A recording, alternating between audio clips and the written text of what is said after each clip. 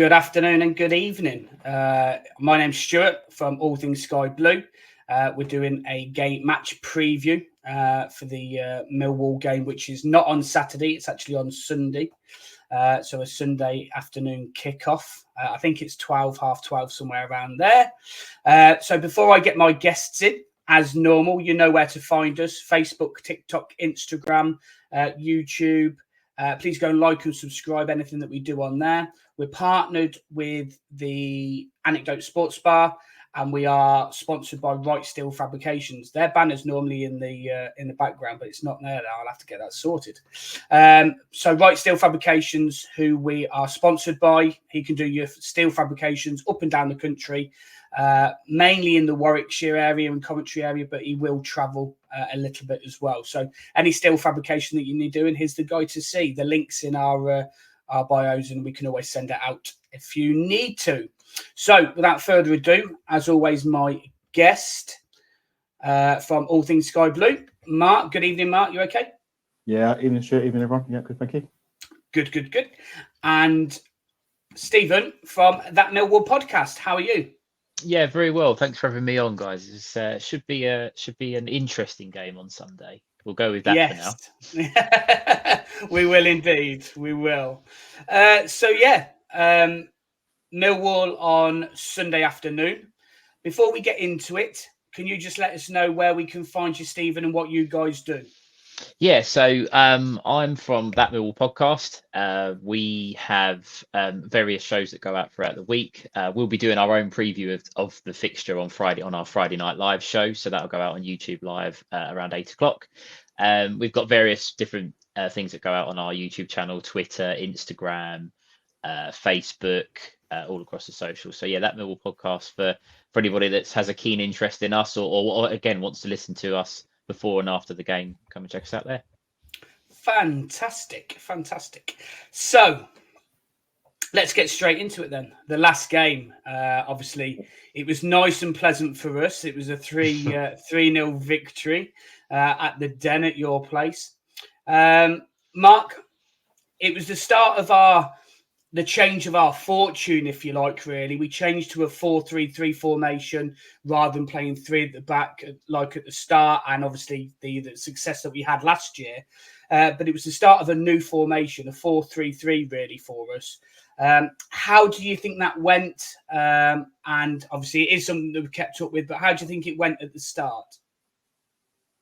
Yeah, it went very well for the game at Millwall. I thought we were fantastic on the day. And you have to remember before that, if you look at the lead up to that game, Millwall came off a very good win at Sheffield Wednesday. I think they won 4-0.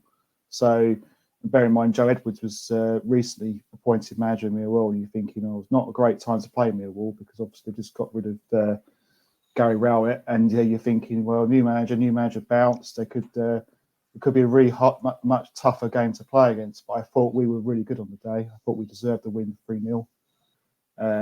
Like any way. I mean, it's better. This was our second win of the season on the road, and obviously, like with most games, you have to ride your luck a bit to get the win. But we did that. I thought we were the better side.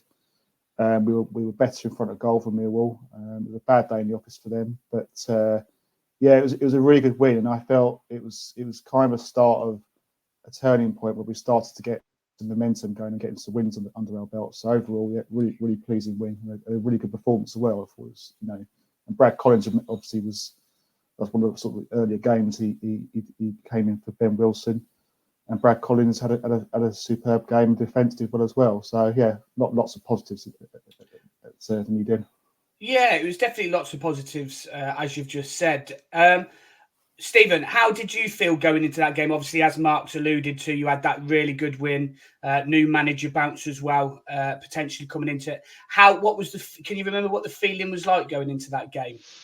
Yeah, I mean, it was actually Joe Edwards' first home game, I believe. At the Sheffield Wednesday, the 4-0 win at Sheffield Wednesday was his first game. And, we hadn't scored 4 goals for a long time. And the performance that day was very, very good. And I think ticket sales were good for the visit of Coventry.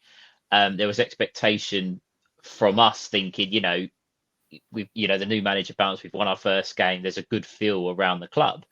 I do think, though, that, you guys were in a little bit of a false position, and there was that kind of hint of you're going to give someone a hiding at some point. It just wasn't quite clicking. The final ball was maybe letting you down, or the final finish. There wasn't anyone there to put the ball in the back of the net type thing. But we were confident. I don't remember too much of the game itself. When you get beat 3-0 at home, you try to forget about it relatively quickly. But I do remember, and someone who I'm not looking forward to coming up against on Sunday was the fella Sakamoto, I believe, who would have been down your right, our left, and he gave our left back an absolutely torrid afternoon. I just remember consistently you guys were picking him out and just running at us down our left-hand side. So you try not to remember too much of a 3-0 home defeat, but that was certainly something that we're going to have to be careful of on Sunday. If I don't know if he's still in the first team or any other reinforcements, but he was very good that day, and we weren't at the races, and you guys were. Yeah, it's funny that you should say that, actually, that we were in a bit of a false position, because I think leading up to that game, the amount of chances that were created, the XG and things like that were very, very high. We just didn't take them chances. Now, I looked at the stats earlier, and you actually had more shots on target, more shots overall, and I think we had I think you had maybe 12 shots altogether. We had maybe 6 or 7, but we put 4 of them away. And that changed, because we had started then after that to start burying them chances a little bit more. And again, obviously, we will come on to the players a little bit as well. And obviously, Sakamoto, was key for us. And if I'm honest, he still is key for us. But a lot of teams at the moment are now doubling up on him. Because singly, people can't cope. So they're having to double up on him. And we just need to try and find that balance. I don't know whether you agree with me, Mark. Maybe try and find that balance that now they are doubling up on Sakamoto, that we need to try and exploit the left-hand side, with it be Casey Palmer or Haji Wright. What do you think about that? Well, yeah, but then the way you look at it is, if you're doubling up on one player, that then frees up spaces around the other parts of the pitch. And if you play the right way, you release the ball quickly, then it creates opportunities. So yeah, you could. That is one option. But then you've got Callum O'Hare on our team as well, who is very good at picking the ball up from deep, running at players, maybe winning a free kick. As he has shot a goal like he did last night, if he keeps that going, I'll be very happy, because he's shooting. He had his shooting boots on last night. It was superb. So this is slightly concerning, but also the fact you've got Mino Benai, who I think plays quite well with Tatsu Sakamoto. They generally do support each other quite well, and they link up well. So not worried about it. I think it's a compliment, if anything, but they're doing that because they know he's a good player. And I'm sure. I mean, I remember the game at the Den, and he gave Murray Wallace a very hard time. Murray Wallace really, really struggled that game, and hopefully that continues for us, because we need the 3 points to get in the playoffs. Yeah, definitely. And obviously, looking at the form, if I'm right in saying your away form isn't the best, since we've last played you, you've only won 1, you've drew 1, but you've lost 5 away from home. So that kind of is that a trend that you think that may continue? Obviously, I know you don't want it to continue, obviously, but do you feel that the performances haven't warranted them losses? How do you think about that? I don't necessarily think it's the performances that some of the games we've played, we haven't been good enough for large parts of the game. So on Saturday, we travelled to Hull, and for the first half, if they really put their foot down, it probably could have been 3 or 4 at half time. We just didn't get going at all. Better in the second half, but again, not without really doing too much damage in forward areas. And you touch on our away form. It's our form in general. Joe Edwards has unfortunately come in at a time where we've been hit with a lot of injuries. We change our team consistently. It seems every game there's 3 or 4 changes being made because players are unavailable, or the odd suspension or injuries in training, and we've really found it hard to find some consistency. I think away from we probably have a more of a better setup to be away to play away from home, more of that allow the other team to have the ball and try and spring on the counter style play. But the problem is that what we're finding is that when we're giving the home sides too much of the ball and they're actually pretty good with it, we're struggling to get out. So I'm concerned. I am concerned on Sunday. It's a tough place to go at the best of times, especially with you guys. I think if I'm right, fourth in the form league or fifth in the form league overall. In the last 5 games. Yes. And also, I think you've got some wonderful players at this level, especially. And I think it's going to be a struggle for us. I do. I'm never usually too negative, and I'm not gonna. I'd never ever back us to be beaten, but it is going to be a daunting trip, I think, for the Lions on Sunday. Yeah, Mark, going on to Coventry's form, we are in what, 7 games since obviously we last played Millwall. We are unbeaten at the CBS Arena at home. We've drew 3 and we've won 4.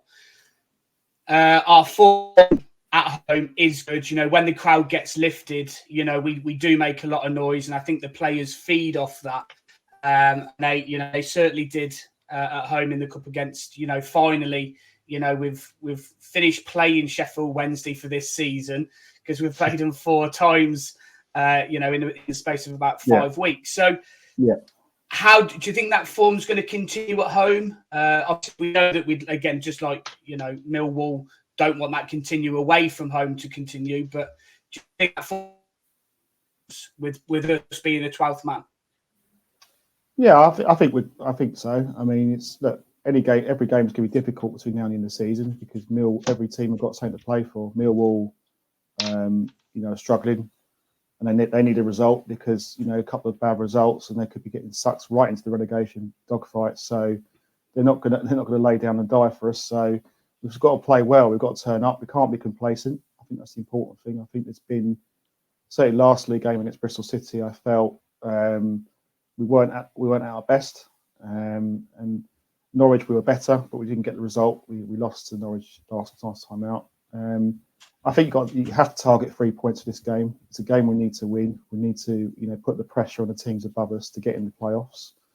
But it won't be an easy game. As you say, Millwall fight for their lives. And it won't. I think obviously we will play quite a few games in the space of a few days, so there's that to factor in, and what Robbins does with the selection and everything. But I'm pretty confident we could win if we play to the level we can play at. I think we can beat most sides in the division. But I think the thing that we have to be mindful is complacency. We don't want to get complacent against any side of this division.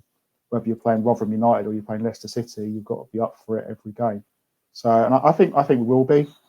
I think it's a great opportunity to get 3 points going to 2 big away games after that. Yeah. Any questions for Steve at the moment?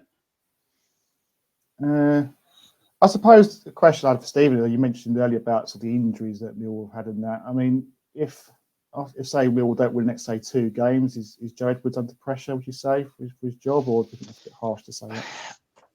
Personally, I think it's harsh. I think Joe Edwards has come in and he's been asked to do something that we've not seen at Millwall for a long time. We played a certain way under Neil Harris a few years ago. Gary Rowett's come in. We didn't play expansive football. Under either manager, we played a very rigid style of football, and the squad was built a certain way. And Edwards has been asked to come in and kind of rejuvenate the club and play a better style of football with players that are probably not quite capable of doing it.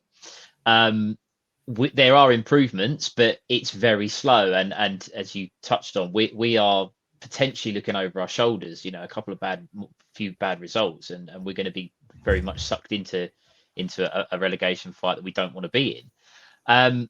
For me, if Edwards is given time, and providing that we can pick up a few results and stay in this division, I think you'll see a very, very different Millwall come the summer and next season. And I think he's someone that can really drive us forward. But the big thing is that we've got to find these results now to keep us in the division, and that's where the fans are becoming a little bit impatient, or some fans are becoming quite impatient with him. Our club, without people might be aware of this at your end, and anyone else that's listening, we lost our chairman, beloved chairman, last summer, who was a rock for the club. That rocked the club completely. Gary Rowett was on record as went out and said that the club never felt the same when John sadly passed away, and I think we're still feeling the after effects of that. So we need to get to the end of the season, just stay in this division, and Edwards should be able to take us forward. For me, I don't think he's under pressure, but there are elements of the fan base that are starting to think, come on, we need to see some results now, and pretty quickly. Yeah. What kind of football have you been playing recently?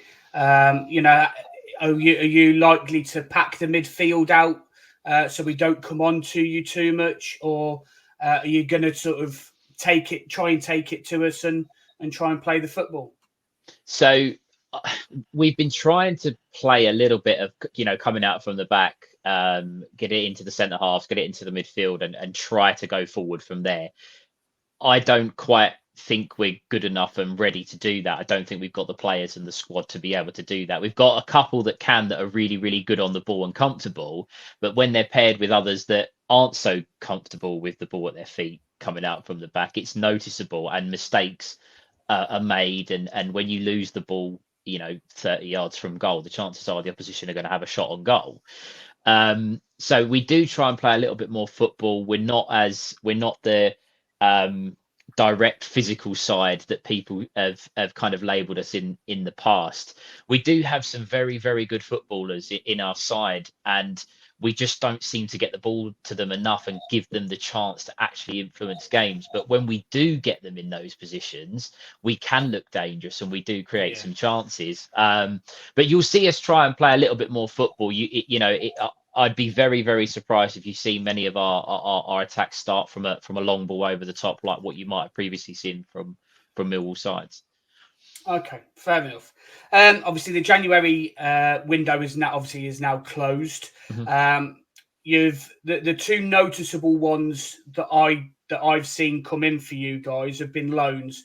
Michael Afenwi from Burnley, and Tanganga from Spurs.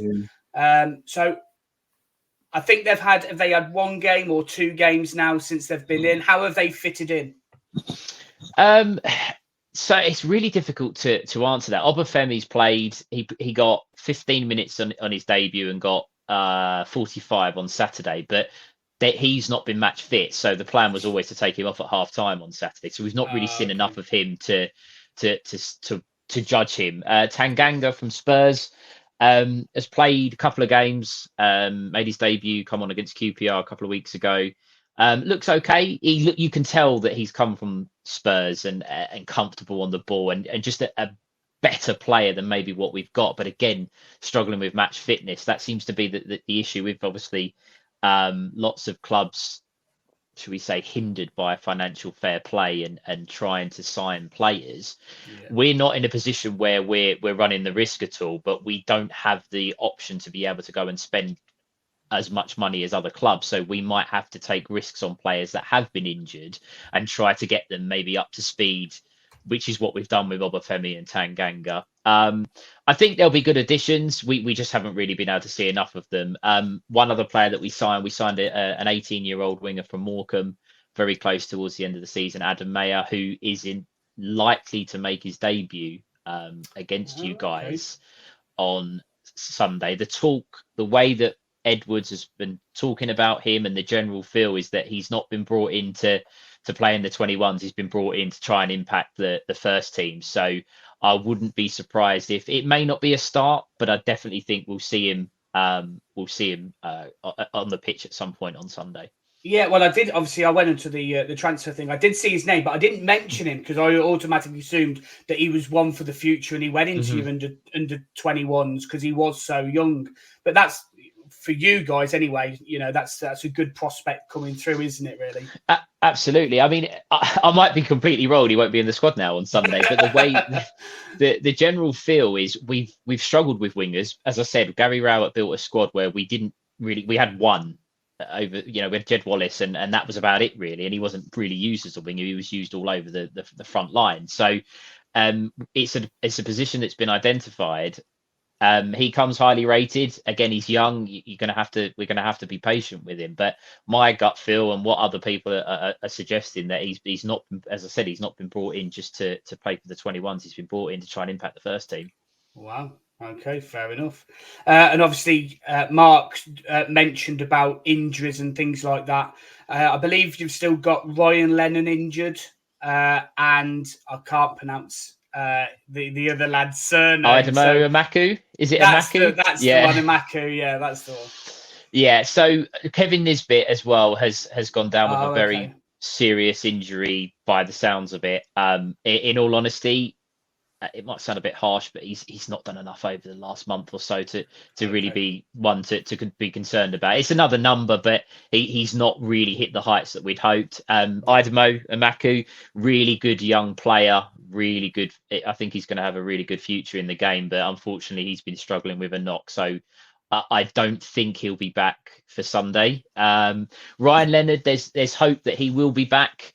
He's been a big miss for me. He's been our best player this season. Excellent at the back, a big miss for us since his injury. But we've actually now got to the point where, whilst we've lost Nisbet this week and Amaku's still out, with Leonard coming back in, we are very, very close to having what we would consider a strong first team squad.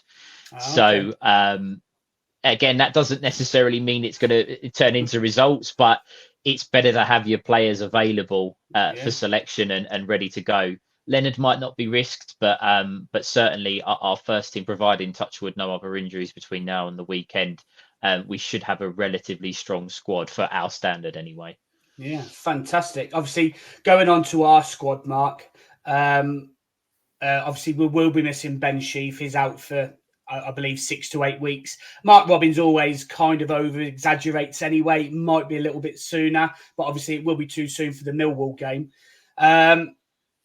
Do you feel that, obviously, he made changes for the Cup against Sheffield Wednesday? I think he made 6 in the end.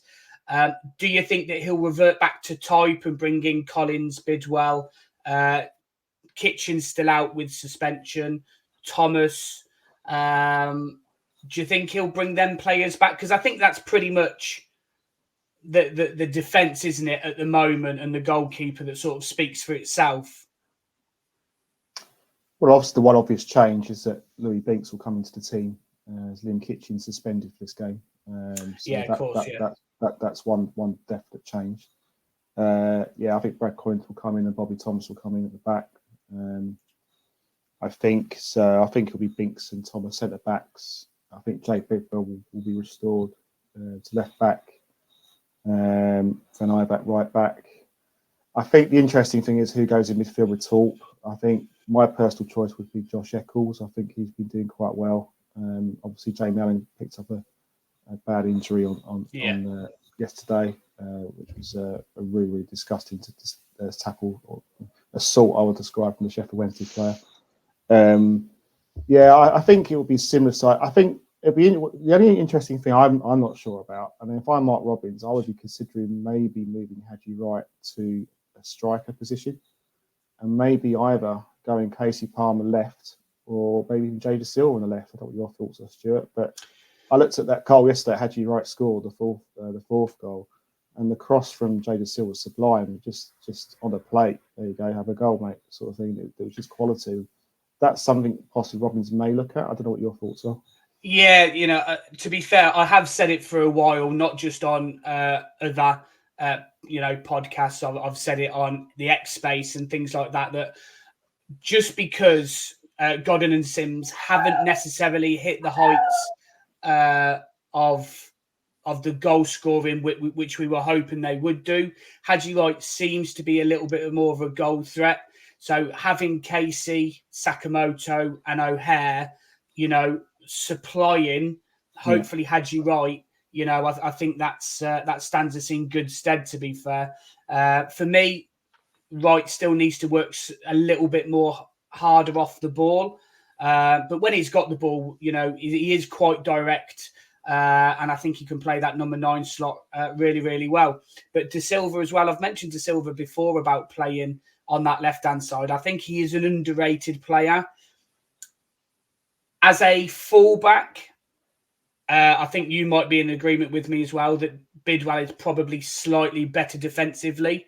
But definitely attacking, De Silva I think he can do a job there. So that front line will be interesting to see what we actually do line up with against Millwall. And like you said, I prefer Latty in midfield rather than Eccles potentially, but I understand Eccles had a good game against Sheffield Wednesday yesterday in the Cup. So it wouldn't surprise me if them two started, to be fair, together again, because they did play well. So yeah. So expectations for the rest of the season, Stephen. How do you find it? Obviously, we know that we've mentioned about a couple more wins. You might be looking at losses. You might be looking over your shoulder, but a couple more wins. If you do get them wins, if they do start coming, you can start climbing up that league quite fast, because it is a very tight, compact place in there, isn't it, at the moment?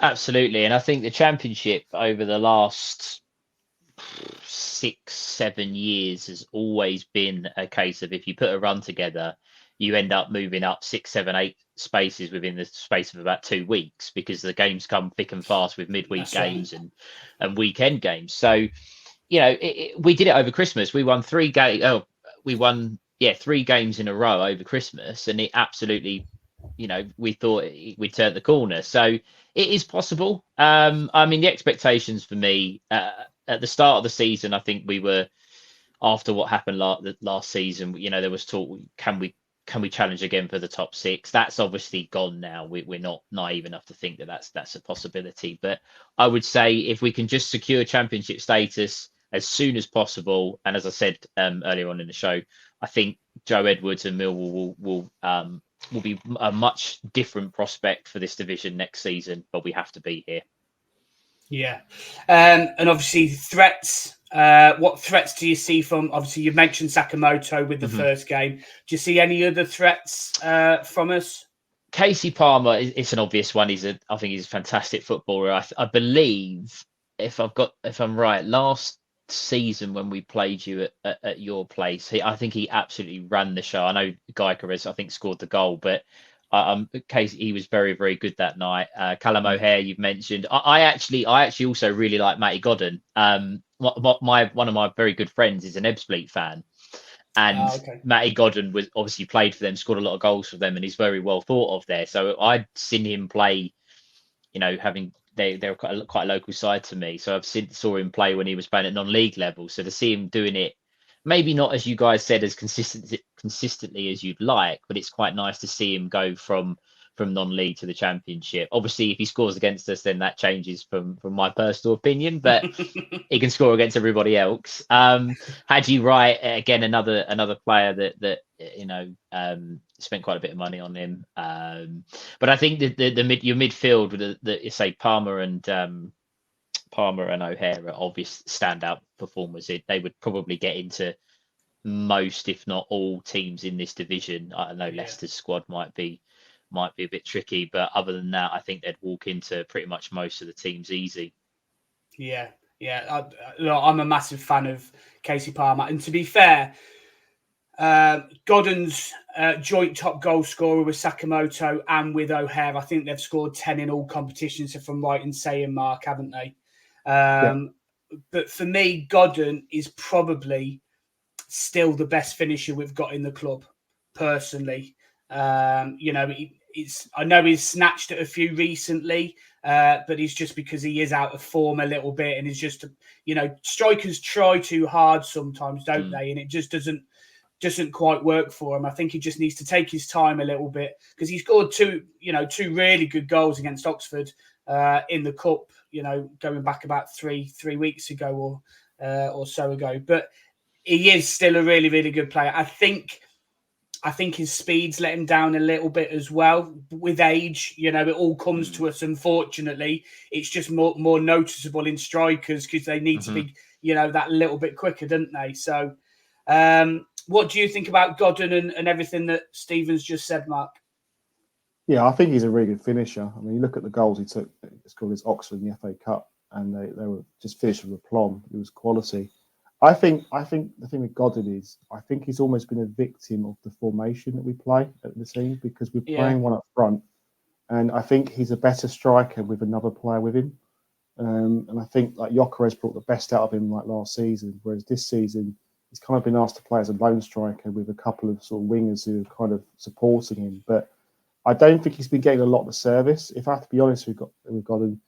He hasn't had a lot of service, so it's difficult. He's a bit of a, dare I say, a fox in the box type of striker. Sort of guy that, if the ball comes loose or any chances around the penalty area, you generally back him to score.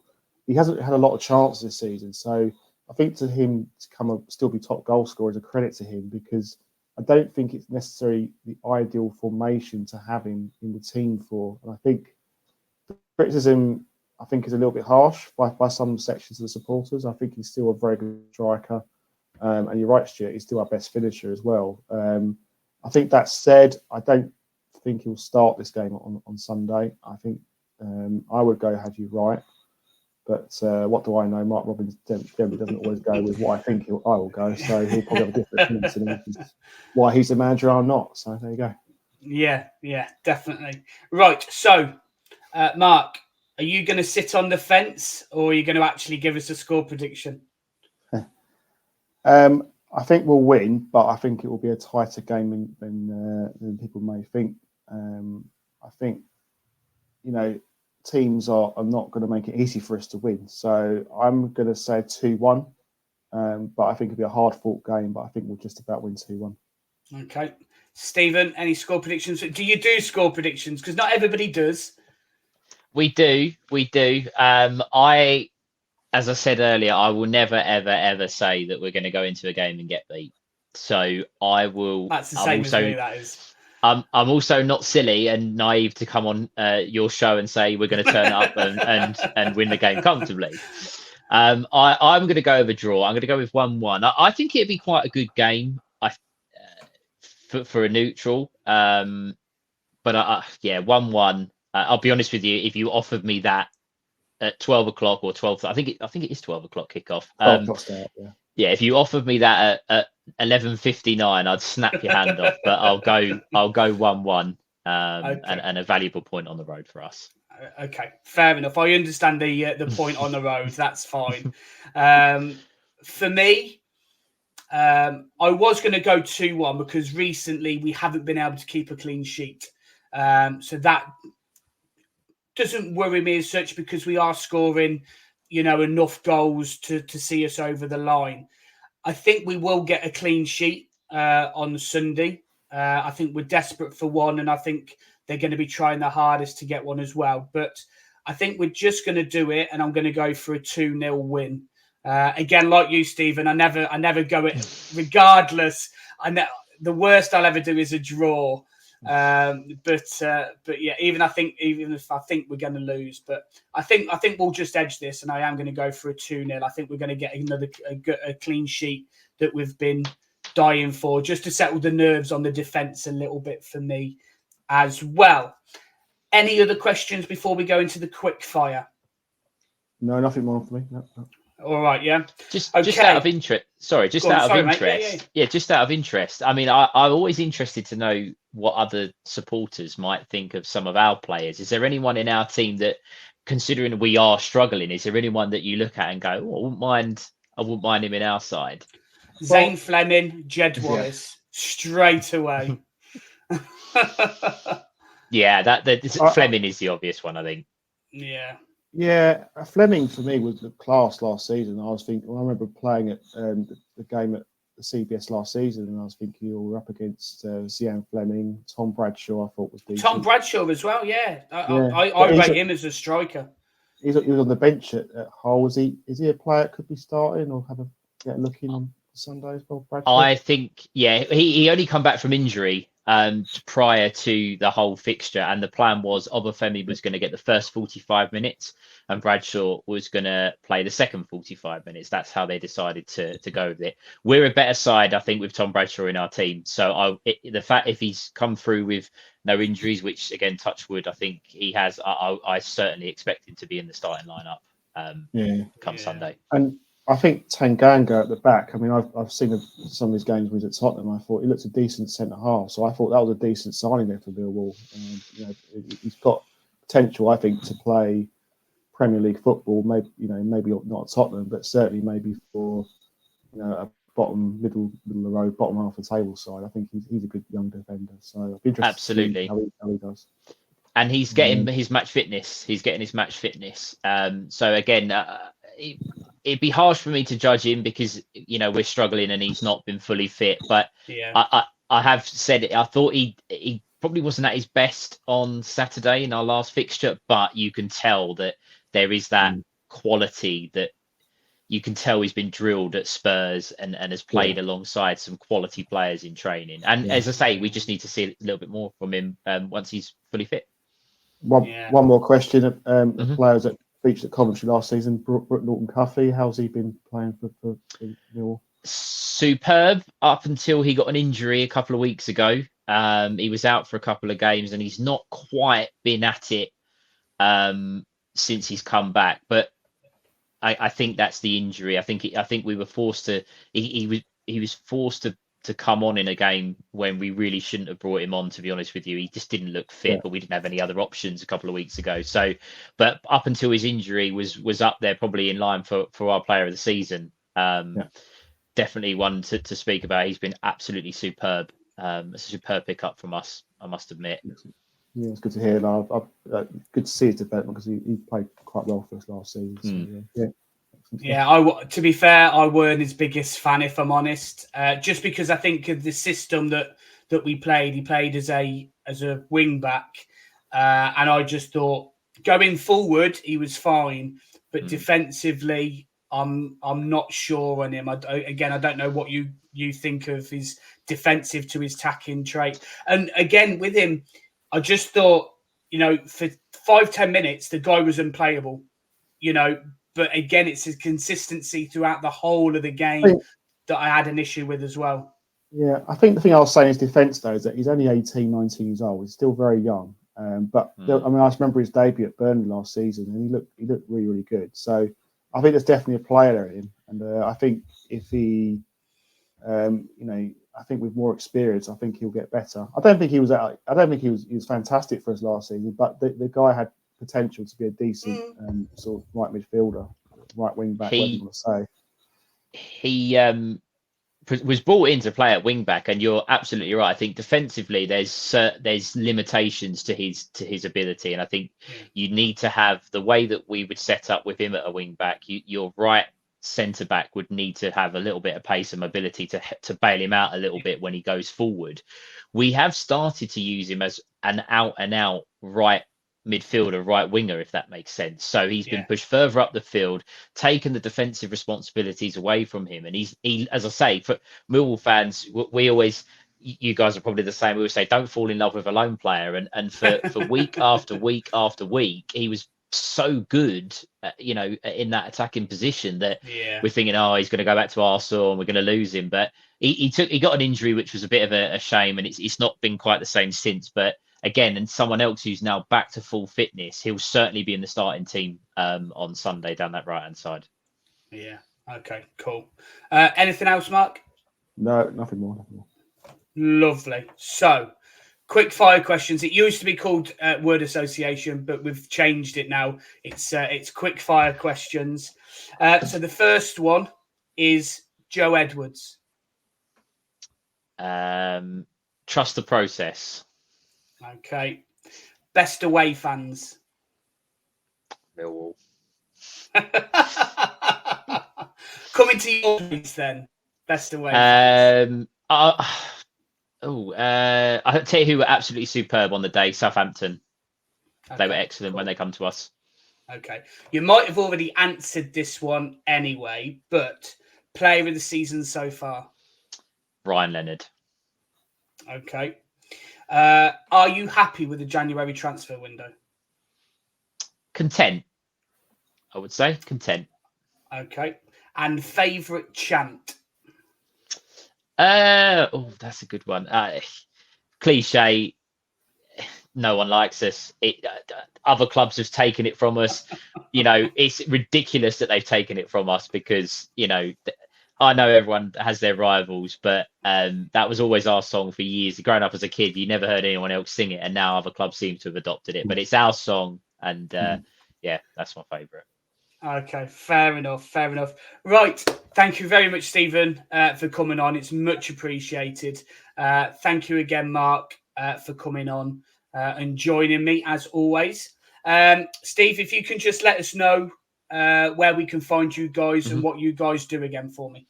Yeah, so I'm from That Millwall podcast. We do a variety of different shows across, all podcast providers, YouTube, X, Facebook. We will be previewing the Coventry Millwall fixture on our Friday night live show on YouTube from around 8:00. And again, we'll probably be the live is also on a Sunday, so we'll be doing the kind of debrief of the game Sunday night after the game. But over at That Millwall podcast, over on X, and see all what we do over there. Fantastic. Thank you very much. So just remember, guys, as always, where you can find us at All Things Sky Blue, YouTube, X, go and like and subscribe, Instagram, Facebook, TikTok. I do TikTok lives on there as well. You can find us on podcasts, Spotify, Amazon. Please go and rate us as well on there. Your feedback is always appreciated. We're sponsored by Right Steel Fabrications, and we're partnered with the Anecdote Sports Bar. Anything else, Mark? No, nothing wrong with me. Lovely. Right. Good luck for the rest of the season, obviously, apart from Sunday.